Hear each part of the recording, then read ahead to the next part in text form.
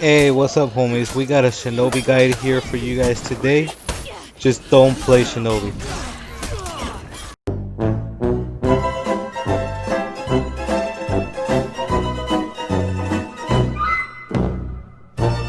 Hey, what's up, homies? It's Ninjito back again with another guide. This time it's for the Squishy Samurai Assassin Shinobi.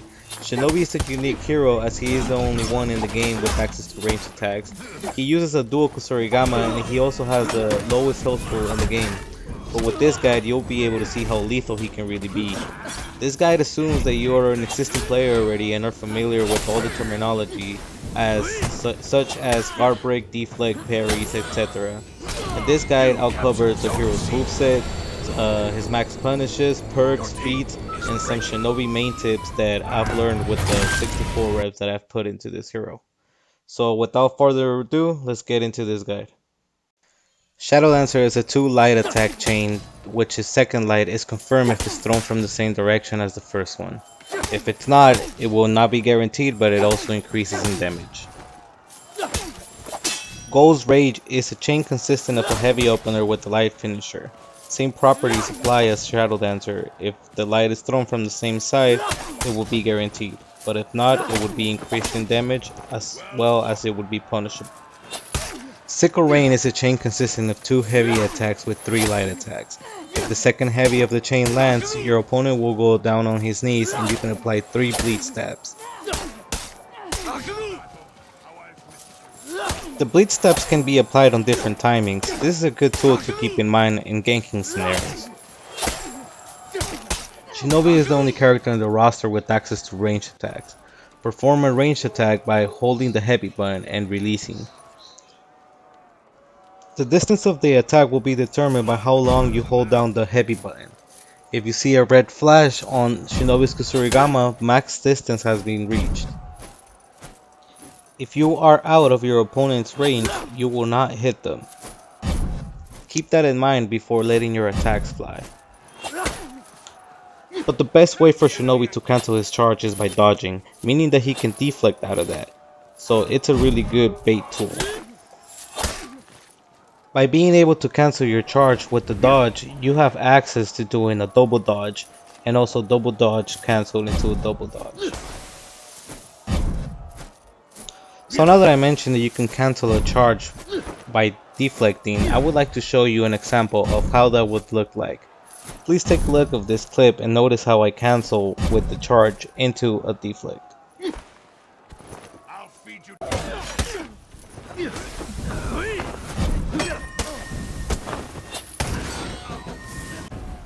Shinobi cannot cancel the heavy after releasing the heavy button, but has access to a second range heavy that can actually be cancelled, opening it up for guard break situations.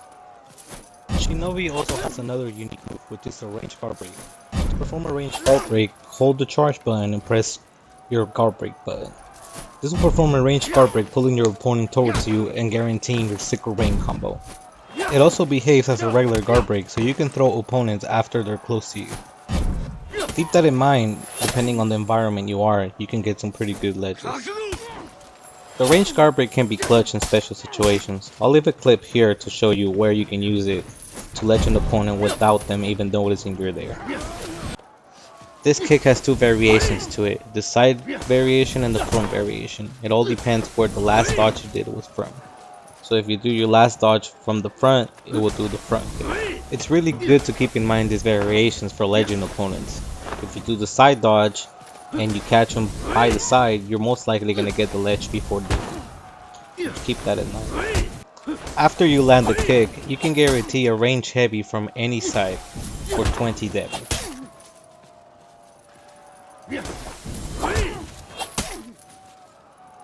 You can also perform a ranged guard break right after the kick, but it's really unsafe to do as it's reactable by most experienced players. However, if you catch your opponent slipping, you can always take advantage of this, as remember, it takes the same properties as a regular guard break, so you can ledge them. Shinobi has access to a special dodge mechanic called the front roll. To perform a front roll, after a ranged heavy, press the dodge button to lunge forward to your opponent.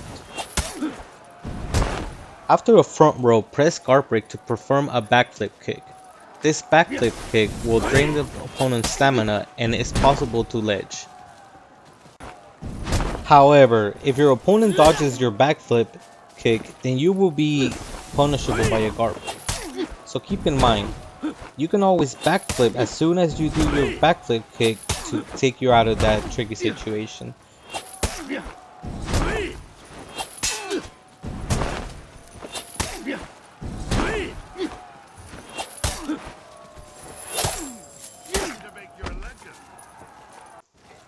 If your opponent is constantly dodging your backflip kick, try accessing his other move, the crushing front roll. To perform a crushing front roll, press heavy after the front roll, and it has a slight tracking to it. This will automatically initiate you in your sickle rain mix-up.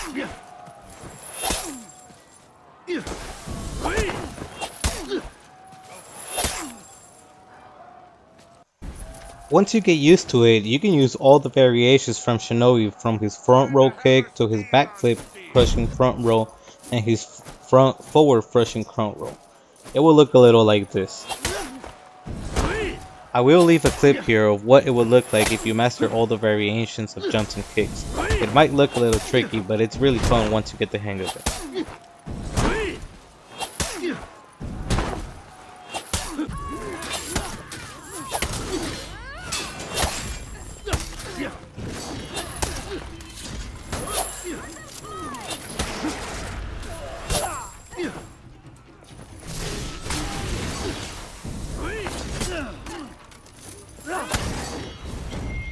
Captured Zone C.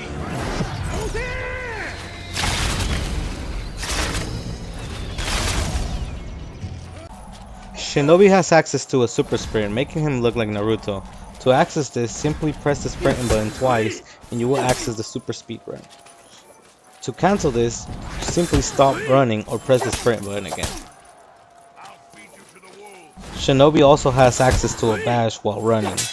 To perform a tackle, press the guard break button while running, and if successful, this will guarantee you a light attack on your opponent. Now we're gonna start with Shinobi's punishes. For a heavy parry, Shinobi can punish with Shadow Strike. Perform a light attack right away after parrying for 18 damage, 12 physical damage, and 6 bleed damage. This is your optimal choice for ganking situations and for heavy parries overall, as your Shadow Dancer combo will only guarantee you 16 damage in return. For Shinobi's light parry punish, you can guarantee 28 damage by his Gold Rage chain. That's a heavy into a light. But for me, I think that's a waste. I think you should do the mix-up. For 24 damage, cancel the second heavy into a double light for 16 extra damage, guaranteeing you 40 damage on a light parry.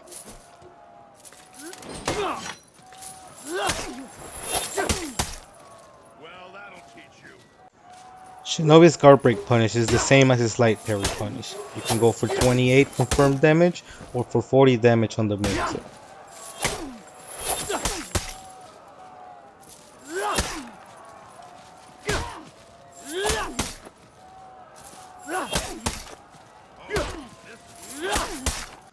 Shinobi's Deflect, unlike other assassins, activates just by simply dodging into an attack.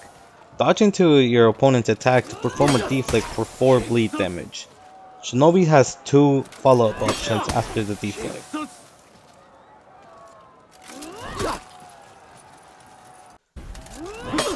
After a successful deflect, perform a light attack for the teleport light attack. This will do 10 physical damage and 4 bleed damage.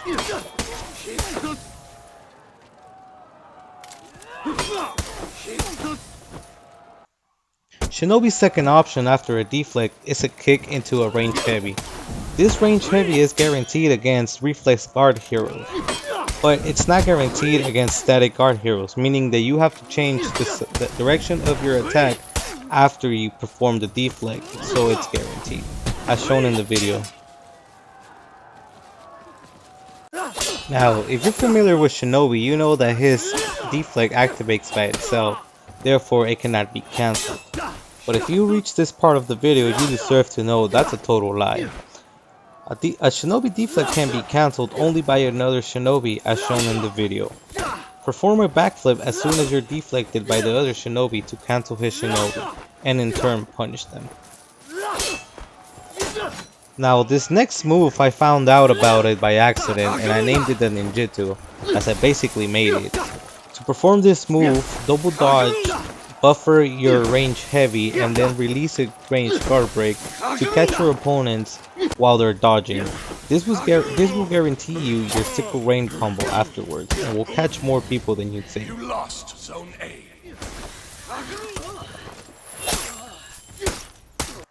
To perform Shinobi's stone attack, press light and heavy button at the same time. Only the third hit of the chain is cancelable. That's gonna be all for Shinobi's moveset. Let's move on into his feats and then his perks. So for Shinobi's tier 1 feats, I always choose Bounty Hunter due to Shinobi's lack of health and, well, Shinobi's lack of health. I do see a lot of Shinobis that run Kaya. I personally don't like that. I ain't a bitch.